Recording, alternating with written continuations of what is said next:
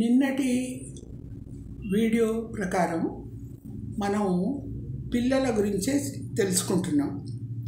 అయితే ఈ పిల్లల గురించి తెలుసుకునేటప్పుడు చాలా మటుకు మనం ఇరుగు పొరుగు మనం అంటే పెద్దవాళ్ళు కాకపోయినా ఈ కొడుకులు కోడళ్ళు వాళ్ళు బయటి వాళ్ళని అనుకరిస్తారు. అంటే అవి మంచి ఆలోచనలు, అవి గొప్ప ఆలోచనలు. కాబట్టి ఈ ముసలావిడేంటి పాతకాలపు ఆలోచనలతో ఉంది అనుకుంటారు. కానీ అవి వాళ్ళ మేలు కొరకే చెప్తారు. చాలా మటుకు చూడండి, సబ్బు జాన్సన్ అదే వాడాలి, వాళ్ళందరూ అదే వాడుతున్నారు. మనమేంటి పిండి, శనగపిండి, అవునా? ఇటువంటివన్నీ వాళ్ళ మాటలు వీళ్ళ మాటలు విని ఇంట్లో పోరు ఎక్కువైపోతుంది. కానీ మనం ఒకటే డిసైడ్ చేసుకోవాలి, ఒక 3 ఏళ్ల వరకు మనం చెప్పినట్టే నడుచుకోవాలి, మనం చెప్పినట్టే పెంచాలి. తర్వాత 3 ఏళ్ల తర్వాత వాళ్ళ ఇష్టం ఏమన్నా చేసుకొని, కానీ అంతవరకు మన బాధ్యత అనుకోవాలి. పిల్లలకి ఊదు పెడతారు ఎప్పుడు? స్నానం అయిన తర్వాత. అది ఆ పిల్లలకు ఊదు పట్టేటప్పుడు అప్పుడే వాళ్ళకి ఆ మత్తు వచ్చినట్టు కళ్ళు మూసుకునే పోతుంటాయి, నిద్రపోతుంటారు. ఒళ్ళంతా కూడా ఊదు పెడితే హాయిగా వెచ్చగా ఉంటుంది. అదొకటి. మనం తర్వాత వజ అంటారు.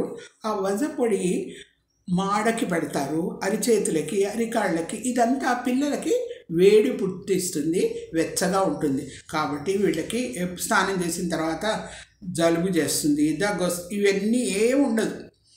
ఇవన్నీ కాకుండా మనం సాయంకాలం బయటికి వెళ్ళి తీసుకొని వస్తాం.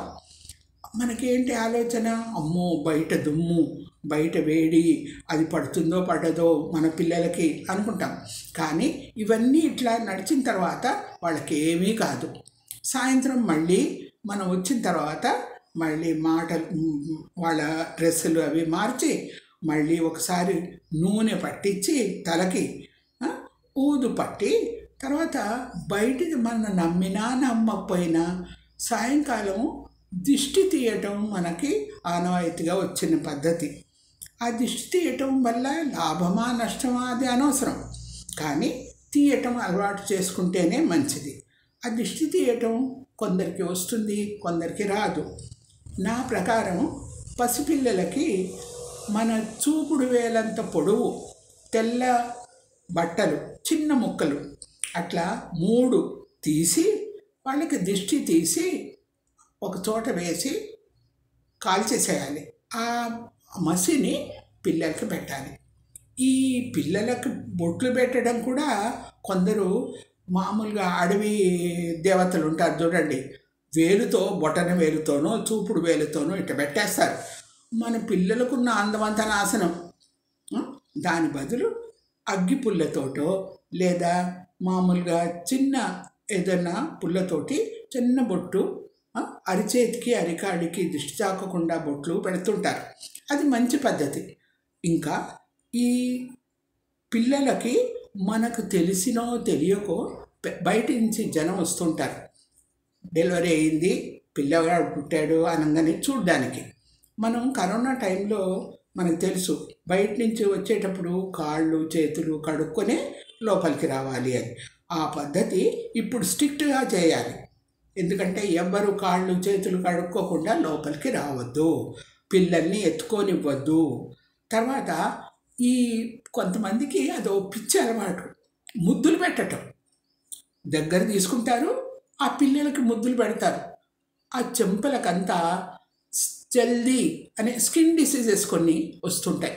కాబట్టి మనం వాళ్ళు తిట్టుకున్నా పర్వాలేదు, మనం ముద్దులు పెట్టనివ్వకూడదు.